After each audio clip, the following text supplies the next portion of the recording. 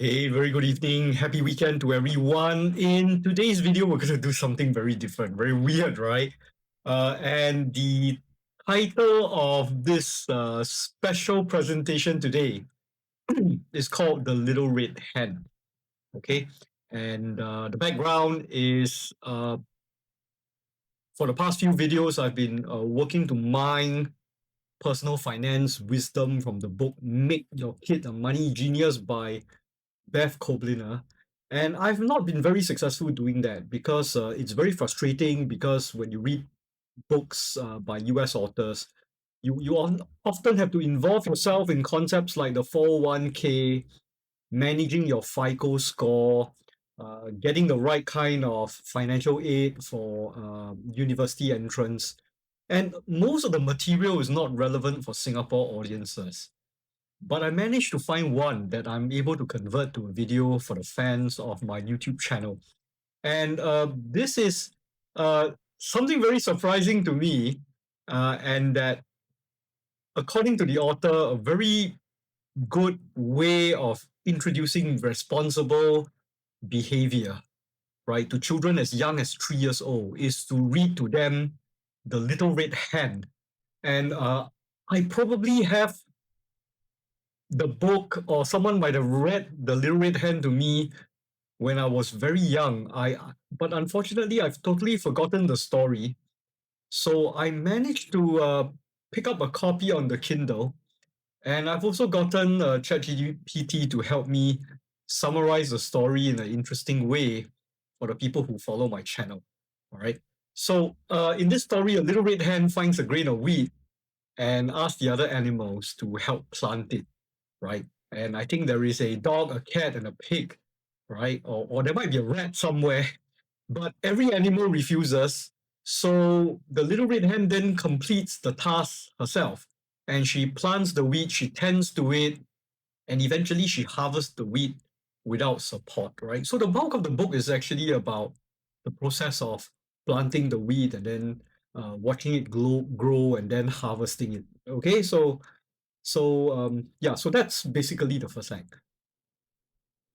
Now, the wheat is eventually ready, and the little red hen then attempts to mill it into flour, right? Which is to crush it, to convert it into flour. And again, she asks for help, and again the animals decline. All right, the cat, the pig, the dog, right? I think there's a rat somewhere in the story as well, in the version I read. Okay, but they all ignore the little red hen. So she goes ahead, she mixes, she kneads, she bakes the bread entirely on her own effort, step by step, right? Transforming the grain into a finished loaf. Okay, right.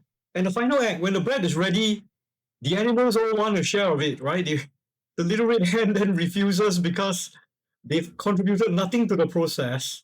And so she eats the bread herself in front of the animals. Kind of rude, actually.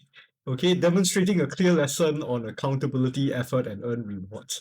Okay, so this is roughly the gist of the story.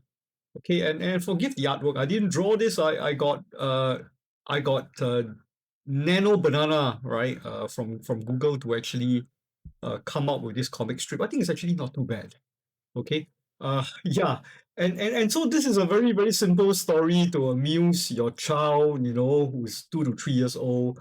A good bedtime story. And what can children learn from this book? All right. Um, uh, Children learn that efforts lead to rewards. Okay, so the Little Red Hen showed that consistent work, planting, tending, harvesting, and baking, okay, creates a final outcome, right? And young children can learn that these results come from personal efforts, all right, which is good. Okay. Secondly, young children also learn that responsibility matters. Okay, and that the animals were very nasty. They refuse to help, and yet they expect to enjoy the benefits. Okay, I like this part a lot because I think in corporate life, people are like that, right? They don't help when they assist in a project, but when it is time to claim credit, they do a mad rush to do so. All right, so I think children should be exposed to this, when they're younger. Okay, and children also learn that responsibility cannot be avoided. And those who contribute nothing, well, eventually they shouldn't expect the same rewards as those who do the work, right? Yeah. Okay, and helping other people builds a certain kind of fairness, right? And the story highlights why cooperation is important. When the children help one another, the tasks become easier. Everyone shares in the outcome, reinforcing fairness and teamwork. Okay, now this is a very old tale. Okay, I would modify the story slightly myself. Maybe one day I'll work towards a book for children to develop some financial awareness. I will have maybe one, I will maybe have at least one animal to help the little red hen so that that animal gets to share the bread at the end of the story, right? Yeah, and of course, adults, we do know that, in the corporate world, there are many people that don't put in effort to help, but they get an abnormal share of the rewards, right? And this normally goes to people whose jobs are in legal and compliance is one matter where they don't actually contribute to the building of the product.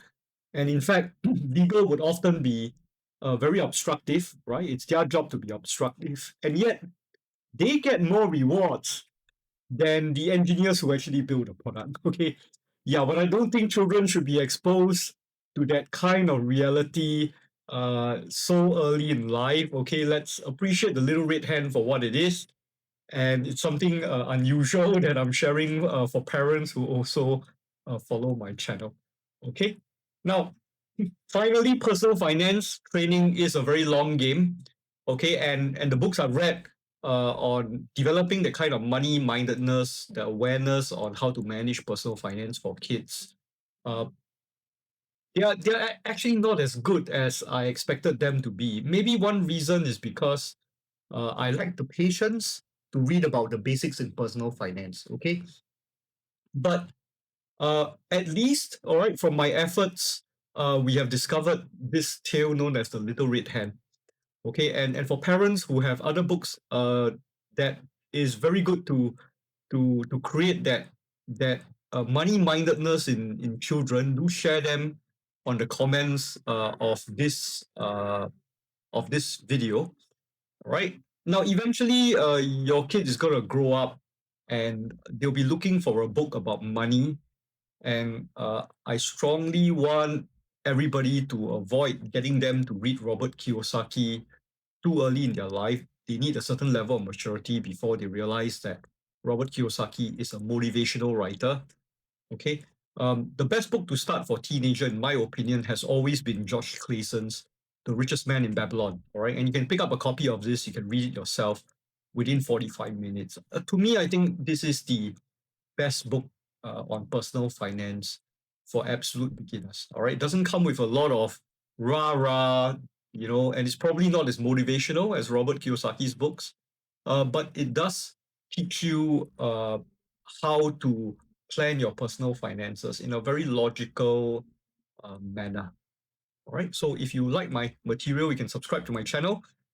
You can buy me a coffee here.